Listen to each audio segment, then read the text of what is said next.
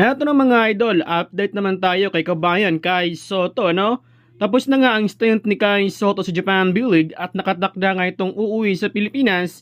At sa May 21, posibleng tutungo naman ito sa USA upang ipagpatuloy ang kanyang ensayo doon. Noong nakaraan ay nagpost nga mismo ang NBL Australia na kung saan ay kabilang nga si Kai Sotto sa pinakamabentang jersey pagdating sa NBL. Siyempre, number 1 pa rin dyan si LaMelo Ball.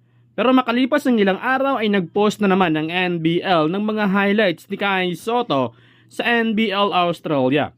Tila ba nagparamdam na itong NBL dito kay kabayan?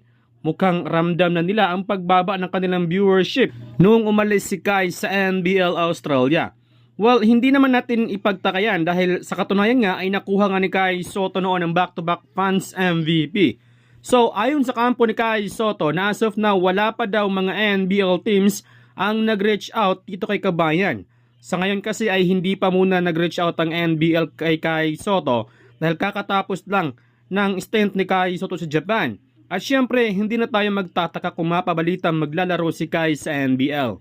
Nagpahayag nga ng kanyang kagustuhan ang dating teammate ni Kai Sotto na si Mitch Macaron na gusto niya ulit maging kakampi si Kai Sotto sa NBL Australia.